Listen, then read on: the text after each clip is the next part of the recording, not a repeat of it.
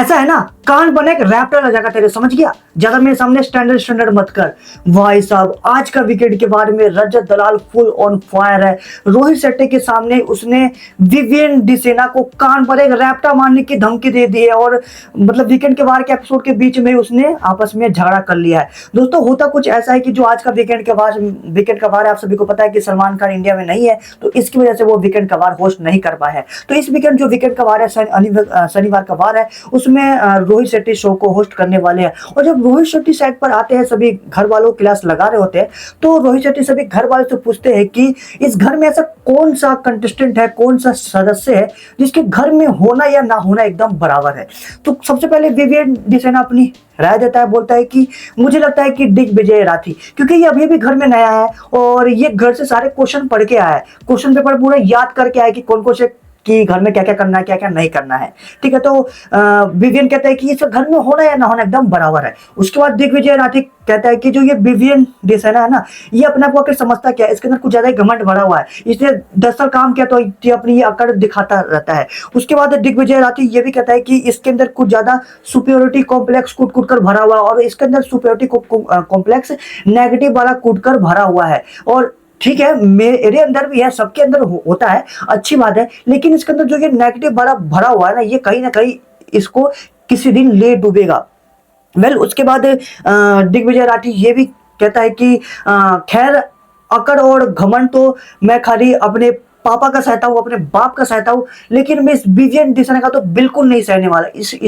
अगर इसने मेरे साथ कुछ किया तो इसकी तो मैं अच्छे से बजा दूंगा। अब भाई साहब जो ऐसे बोलता है, उसके बाद विवियन डिसेना ये सुनकर उसे रिप्लाई करता है दिग्विजय राठी को, तो क्या कहता है कि यही स्टैंडर्ड है तुम्हारा। विवियन डिसेना बार बार बीच में स्टैंडर्ड लेकर घुस जाता है। यहाँ पर विवियन डिसेना दिग्विजय राठी को कहता है कि हाँ ठीक है, तुम्हारा यही स्टैंडर्ड है, यही औकात है तुम्हारी, यही स्टैंडर्ड है, तुम इसी लो स्टैंडर्ड पे बात कर सकते हो हमेशा। अब भाई साहब स्टैंडर्ड की बात आती है तो एक बार रजत दलाल दिग्विजय राठी के बगल में ही बैठा होता है। ठीक है, अब जैसे कि हमने पिछले एपिसोड में भी देखा था, जब रजत और विवियन की फाइट होती तो वहां पर भी जब रजत काफी ज्यादा एब्यूसिव लैंग्वेज में बात कर रहा था, थोड़ी सी गालियां दे रहा था, जो कि उसके गुस्से में हो जाता है। ठीक है, तो वहां पर भी कहीं ना कहीं विवियन बार बार स्टैंडर्ड मतलब घुसड़ रहा था, स्टैंडर्ड, लो स्टैंडर्ड, घटिया स्टैंडर्ड, चीप लोग। तो अब इस बार रजत दलाल अभी स्टैंडर्ड वाले बात पर भड़क जाता है, जो कि विवियन ने दिग्विजय राठी को बोली है। ठीक है, तो उसके बाद रजत दलाल कहता है कि ये ना मेरे सामने ज्यादा स्टैंडर्ड मत कर, ऐसा है ना स्टैंडर्ड तेरे कान बने एक रैप्टा पड़ेगा। ठीक है, मेरे सामने ज्यादा स्टैंडर्ड मत कर। भाई साहब रोहित शेट्टी के सामने वो विवियन को चमका देता है। और भाई साहब ये देखकर मुझे तो काफी मजा आता है जो विवियन को चमकाता है। ठीक है, कहीं ना कहीं रजत दलाल इस शो में काफी ज्यादा ऑन फायर है, और वीकेंड के बाद में भी आज के एपिसोड में काफी ज्यादा फायर होता हुआ नजर आया है, क्योंकि जब वो गुस्सा आता है वो देखता है नहीं कि सामने कौन है। और दोस्तों आप सभी को बता दूं कि जो टॉप 6 कंटेस्टेंट की लिस्ट निकल के सामने आई है हमारे पास, उसमें सबसे 1 पर रजत दलाल अभी भी ट्रेंडिंग कर रहे हैं। और दोस्तों जो ये विवियन डिसेना का जो ये घमंड तोड़ने वाली बात है, ये कहीं ना कहीं उनके जो जिनके चाहने वाले फैंस हैं विवियन के, वो कहीं ना कहीं कमेंट में विवियन के खिलाफ और रजत के खिलाफ आपस में लड़ते हुए भी रहते हैं। उसके बाद हम देखते हैं जब इन दोनों की ये रैप्टी वाली बात खत्म हो जाती है, तो रोहित शेट्टी, रजत दलाल और विवियन डिसेना और दिग्विजय राठी की, इन तीनों की अच्छे से क्लास तो लगाता ही है, लेकिन जो ये रजत दलाल बार बार भड़क जाता है, इसको लेकर भी रोहित शेट्टी कहीं ना कहीं उनको राजत्व सुनाते हुए नजर आते हैं।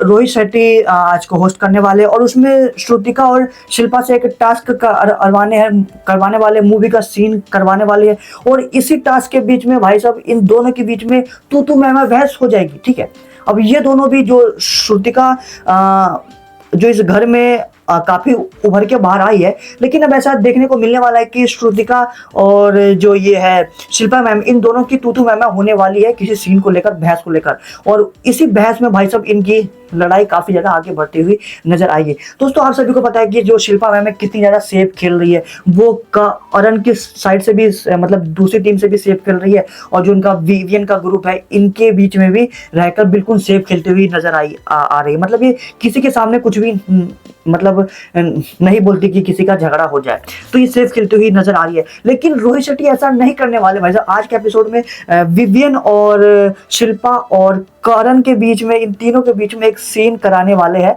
जिसमें भाई साहब इन दोनों के बीच में, इन सीन के बीच में ही विवियन और करण के बीच में नोक झोंक होती हुई नजर आएगी। लेकिन यहाँ पर भी जो शिल्पा मैम है वो अपना दिमाग का काम लेगी और अपने और बड़ी सेफली, बड़ी प्यार से आंसर का रिप्लाई करके गेम से बाहर निकलने की कोशिश कर देगी, मतलब उस सिचुएशन से। तो वहां पर रोहित शेट्टी भी कहते हुए नजर आते हैं, मानना पड़ेगा शिल्पा, आप खेल तो बड़ी सेफ रही है। मतलब सारे ऑडियंस को पता है कि शिल्पा मैम काफी सेफ खेल रही है। वेल, देखते हैं शिल्पा मैम कितनी आगे तक जाती है। वेल दोस्तों, देन उसके बाद बारी आती है करणवीर मेहरा की। ओहो हो, करणवीर मेहरा की भाई सब जो क्लास लगाते हैं हमारे रोहित शेट्टी सर। दोस्तों होता कुछ ऐसा है कि जैसे कि आप सभी को पता है, करण जो भी घर में लड़ाई होती है उसका दूर से ही ओपिनियन देता है, मतलब उस लड़ाई में कभी कूदता नहीं है, मतलब कुछ ओपिनियन नहीं देता घर वालों को। तो रोहित शेट्टी भी यही बात बोलते हैं कि रोहित शेट्टी ये कहते हुए नजर आते हैं कि जब घर में बड़े बड़े मुद्दे चल रहे होते हैं, मतलब रोहित शेट्टी करणवीर मेहरा को ये कहते हैं कि करण आप इस घर में लॉस्ट नजर आ रहे हैं, कहीं आप गेम से ना बाहर हो जाए।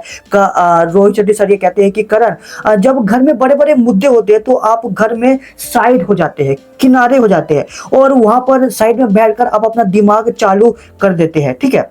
जब घर में बड़े बड़े मुद्दे होते हैं तो आपको उसमें हिस्सा लेना चाहिए, जो कि आप हिस्सा लेते नहीं हो। आपका ओपिनियन उसमें दिखना चाहिए। अब जज हमें ये भी पता है कि जब कल परसों लड़ाई हो रही थी तो आप उस दूर से बैठकर लड़ाई का मतलब उसमें कूदे नहीं, और श्रुतिका को ये एडवाइस दी कि श्रुतिका तुम भी बीच में मत जाओ, बीच में मत पड़ो और दूर से बैठकर मजे लो। ये कहीं ना कहीं करण ने श्रुतिका को बोला था। तो ये बात रोहित शेट्टी अब बोलते हुए नजर आते हैं, ठीक है।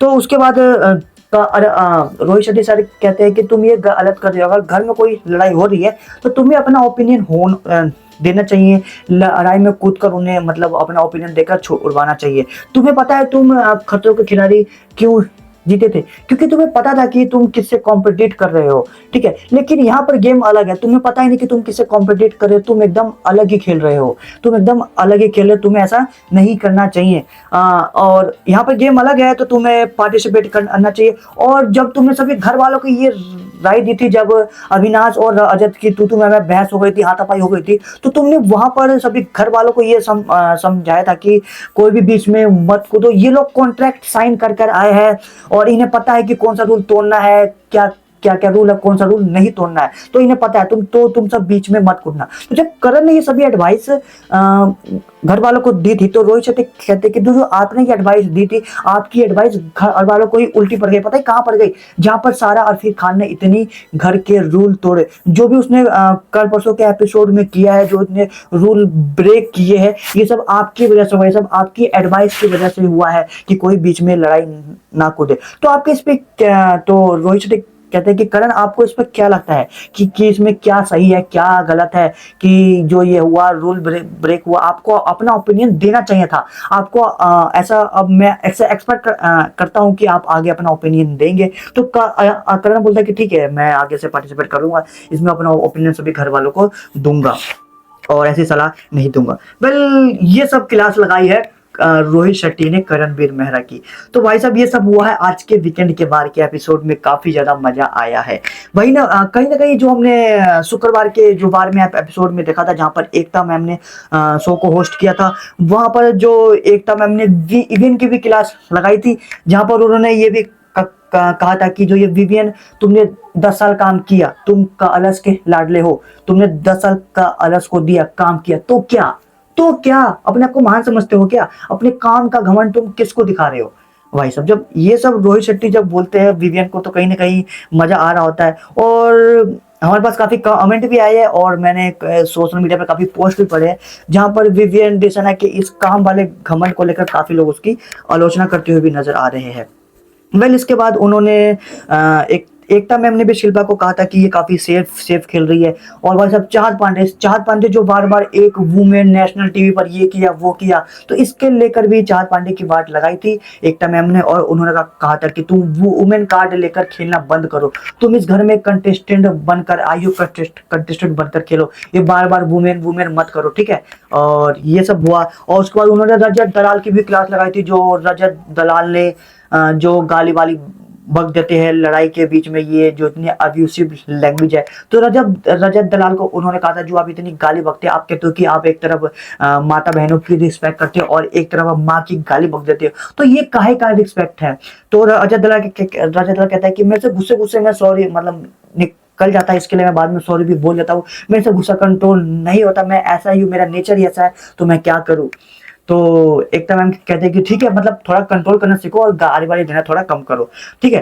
तो मतलब ये सब हुआ आज के एपिसोड में। और भाई साहब जो एक करण वाला जो उन्होंने करण की बात लगाई ना रोहित शेट्टी ने, ये काफी देखने लायक है। तो ये था बिग बॉस का आज का एपिसोड का रिव्यू।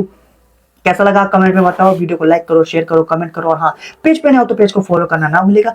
तो अभी मिलते कुछ ही दिन में बिग बॉस की न्यू अपडेट के साथ। Keep watching, thank you for watching.